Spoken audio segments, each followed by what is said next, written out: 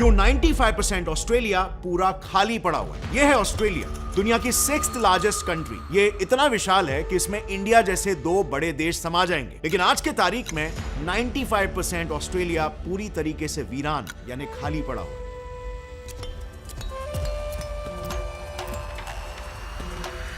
आप इस मैप को जरा देखिए, जहां जहां पर भी आपको ये येलो डॉट्स नजर आ रहे हैं ना, बस वहीं पर ऑस्ट्रेलिया के लोग रहते हैं। मतलब ऑस्ट्रेलिया की 90% पॉपुलेशन सिर्फ और सिर्फ उसके 0.22% एरिया में ही केंद्रित है, विच मींस 1% से भी कम एरिया में, यानी मेजरली सिर्फ इन 5 शहरों में ही, सिडनी, ब्रिस्बेन, पर्थ, एडिलेड और Melbourne. In fact north, south, east, west, इन चारों बॉर्डर्स से आप जितना अंदर की तरफ जाते चले जाओगे ना, आपके जिंदा रहने के चांसेस उतने ही ज्यादा घटते चले जाते हैं ऑस्ट्रेलिया में। अब ऐसा क्यों होता है, इसके पीछे एक बहुत ही इंटरेस्टिंग रीजन है जिसे हम आगे समझेंगे, लेकिन इन माय ओपिनियन ये ऑस्ट्रेलिया को एक बहुत ही मिस्टीरियस कंट्री बनाता है। सच बात तो ये है कि 95% ऑस्ट्रेलिया खाली क्यों पड़ा है, इसके पीछे एक बहुत ही दर्दनाक रीजन है जो कि इतिहास ने हम इंडियन से भी छुपाने की कोशिश की, और हम इंडियंस के साथ बाकी के दुनिया वासियों के साथ भी।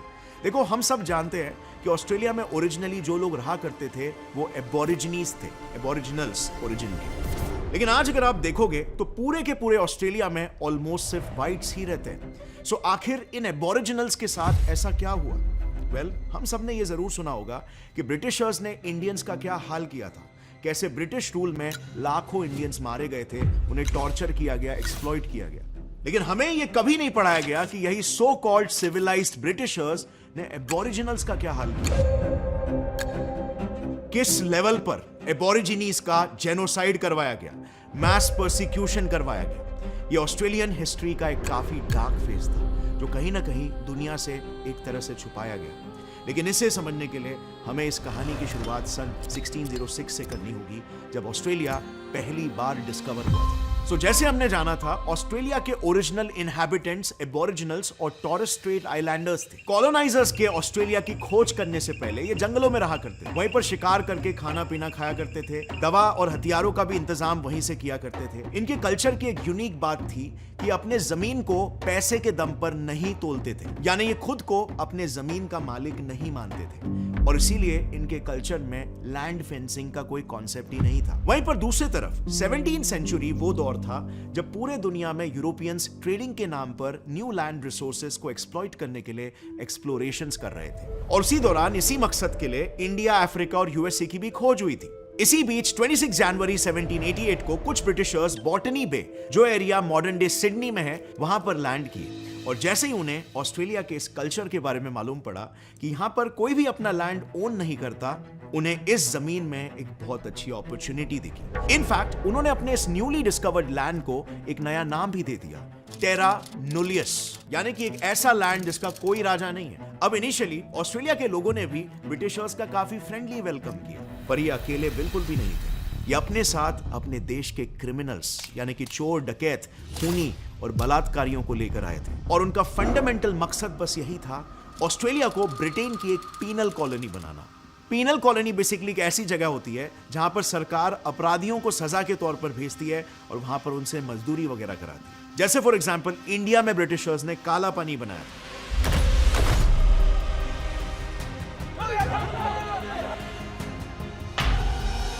तो 1788 से 1868 यानी कि करीबन 1 सेंचुरी जितने वक्त में ब्रिटिशर्स ने 1,62,000 कॉन्विक्ट्स को यहां पर लाकर छोड़ दिया, पर वहां के इंडिजिनस लोगों को इसके बारे में कुछ भी नहीं मालूम था, स्पेशली शुरुआत में, कि ब्रिटिशर्स वहां पर एक पीनल कॉलोनी बनाने आए। और उन्हें पता चलता भी कैसे? ब्रिटिशर्स ने उन्हें बहलाया फुसलाया, उन्हें तरक्की के सपने दिखाए, और उनकी परमिशन लेकर शुरुआत में उन्होंने वहां पर बस थोड़े से लैंड की ही बात की और उसे ही सिक्योर किया। ब्रिटिशर्स बेसिकली अपना एक बेस बनाना चाहते थे, जैसे इंडिया में उन्होंने ईस्ट इंडिया कंपनी के थ्रू किया। अब ब्रिटिशर्स के ऑस्ट्रेलिया आने से 2 चीजें हुई। पहली तो ये कि ये अपने साथ जानलेवा बीमारियां लेके आए, वो बीमारियां जिनसे अब तक ये सेक्लूडेड नेटिव ऑस्ट्रेलियंस बिल्कुल भी इम्यून नहीं थे, जैसे for example flash bronchitis, measles, scarlet fever, chicken pox, small pox और वूपिंग कफ। ये सारी बीमारियां पहले ऑस्ट्रेलियन लैंड में बिल्कुल भी मौजूद नहीं थी, और इसीलिए लोगों की इम्यूनिटी डेवलप नहीं हुई थी, और इस वजह से ये तेजी से फैलने लग गई। कि सिडनी में साल भर के अंदर ही 50% पॉपुलेशन स्मॉल पॉक्स जैसी बीमारी से मारी गई। सेम हाल था पोर्ट फिलिप एरिया का भी, वहां भी 50% पॉपुलेशन रातों रात वाइप आउट हो गई बीमारी की वजह से, और ईयर आफ्टर ईयर ये बीमारियां लोगों की जान लेते चली गई। लेकिन सबसे हैरानी की बात यह है, कितना सब होते देख ब्रिटिशर्स जिनके वजह से ये बीमारी आई थी, उन्होंने उस बीमारी का इलाज उनके पास था, फिर भी वो इलाज लोगों तक नहीं पहुंचाया। उन्होंने मोस्टली सभी लोगों को मरने के लिए छोड़ दिया। इनफैक्ट अगर आपको याद है तो ऐसी ही सेम चीज इंडियंस के साथ भी हुई थी। 1900s में जब इंडिया में कॉलेरा, स्मॉल पॉक्स और मलेरिया जैसी बीमारियां फैली थी, हमारे देश में 30 लाख से ज्यादा लोगों की जानें गई थी।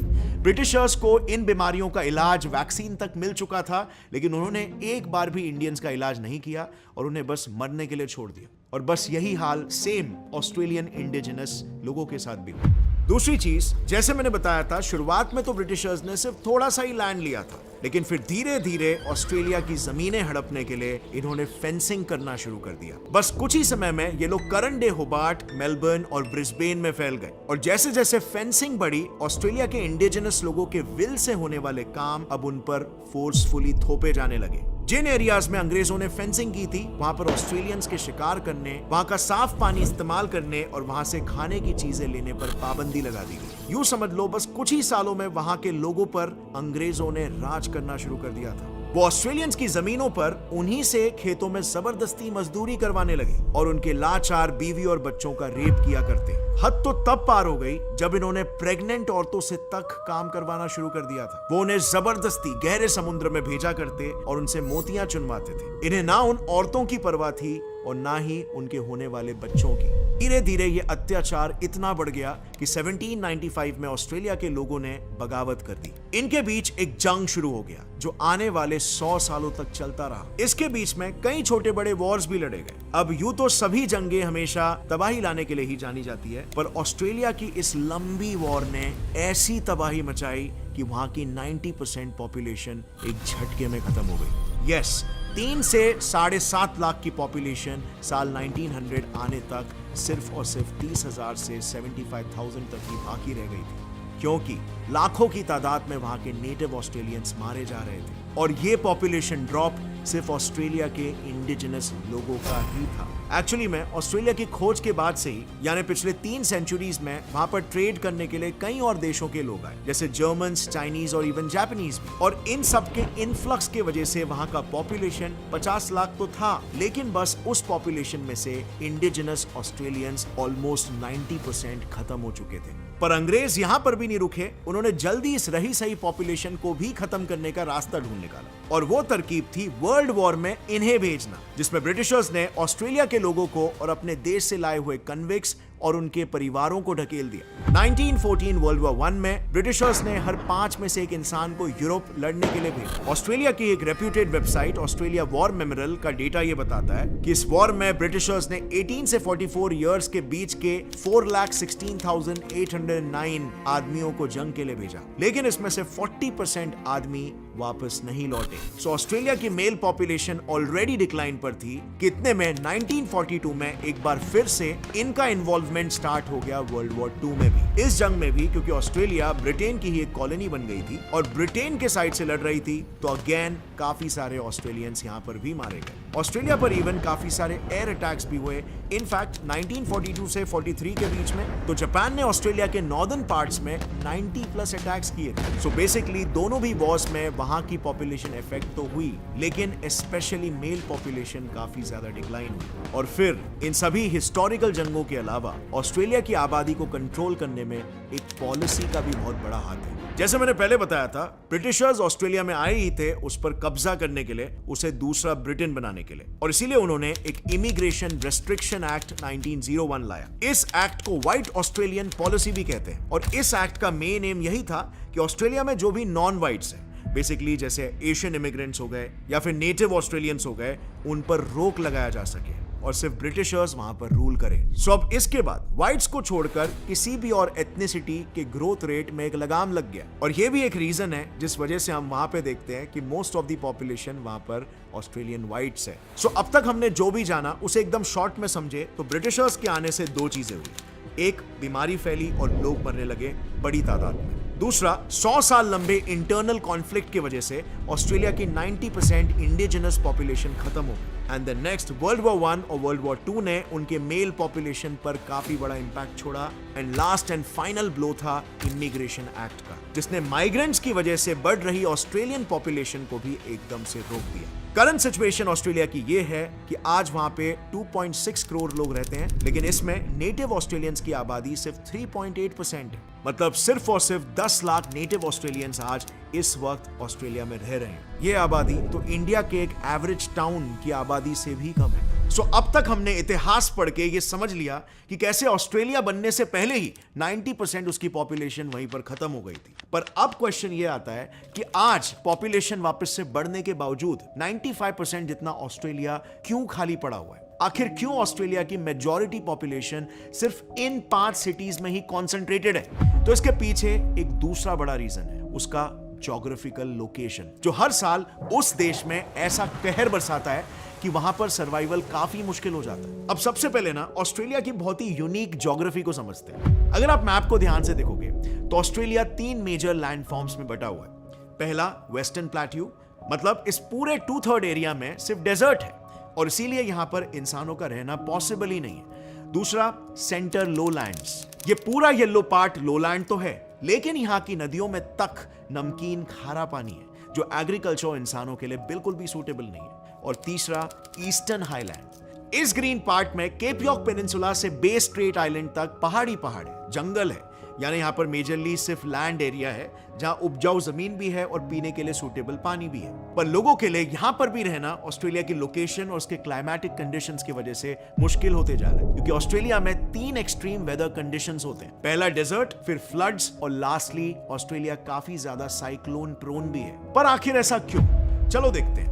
सबसे पहले ये समझो कि ऑस्ट्रेलिया के सदर्न पार्ट यानी कि नीचे के हिस्से में एंटार्क्टिका और उसका ठंडा पानी है। अब जब पानी गर्म नहीं होगा तो उससे बादल भी नहीं बनेगा। प्लस इस मैप में आप क्लियरली देख सकते हो कि ऑस्ट्रेलिया के साउथ में एज सच कोई भी बड़ा ग्रीन एरिया नहीं है, मतलब ना यहाँ पर बादल बनते हैं और ना ही उन्हें यहाँ पर होल्ड करने के लिए हाई माउंटेन रेंजेस है। और इसीलिए आप ये लाइट ग्रीन पार्ट देख रहे हो, इस पूरे रीजन में बारिश ही नहीं होती और इसीलिए ऑस्ट्रेलिया का 70% हिस्सा डेजर्ट है और ड्राउट प्रोन है, जिससे ऑस्ट्रेलिया की क्रॉपिंग इंडस्ट्री को हर साल $1.1 बिलियन का नुकसान होता है। और क्वींसलैंड की बात करें, जो ऑस्ट्रेलिया की मेजर सिटी है, उसे तो 2017 में ही गवर्नमेंट ने एक ड्राउट स्टेट डिक्लेयर कर दिया था। अब ऑस्ट्रेलिया में इतना सॉल्टी वाटर ने इतना खारा पानी क्यों है, इसे समझने के लिए सेंट्रल लोलैंड की बात करते हैं। तो वहां पर सबसे पहले तो मिट्टी और चट्टाने जो कि लाखों साल पुरानी है, उनकी सैलिनिटी लेवल नेचुरली ही बहुत हाई होती है। सो जब ये चट्टाने टूटती है तो इनके अंदर मौजूद नमक वहां आसपास के पानी में भी घुल जाता है। एंड लास्टली ये भी जान लेते हैं कि ऑस्ट्रेलिया में इतने बाढ़ और साइक्लोन्स क्यों आते हैं। अब देखो, ऑस्ट्रेलिया इक्वेटर के ठीक नीचे है और इक्वेटर वो जगह है जहां पर डायरेक्ट सनलाइट पड़ती है और इस जगह हमेशा एक्सट्रीम गर्मी होती है।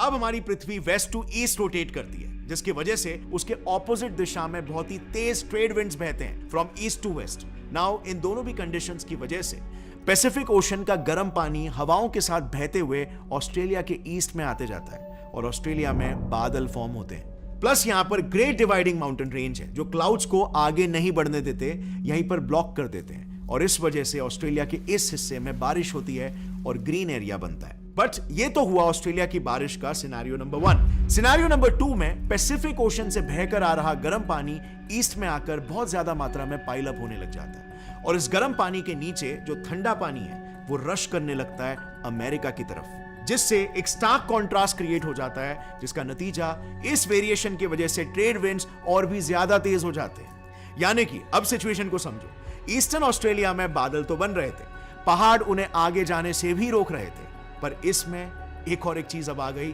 तेज हवाएं।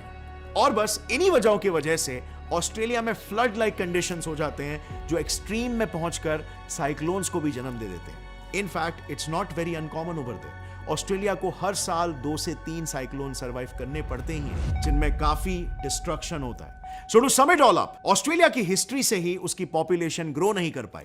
आज जो पॉपुलेशन वहां पर है उसके लिए भी ऑस्ट्रेलिया के एक्सट्रीम क्लाइमेट कंडीशंस को सरवाइव करना मुश्किल हो रहा है। प्लस ऑस्ट्रेलिया की ज्योग्राफी तीसरा मेजर फैक्टर। जैसे हमने देखा ऑस्ट्रेलिया के बाकी पार्ट्स में ह्यूमन सर्वाइवल कितना ज्यादा मुश्किल है और इसीलिए वहां की मेजॉरिटी पॉपुलेशन सिर्फ कुछ ही एरियाज में कॉन्सेंट्रेटेड है। सो बस यही है फ्रेंड्स ऑस्ट्रेलिया के 95% खाली होने के पीछे की पूरी कहानी।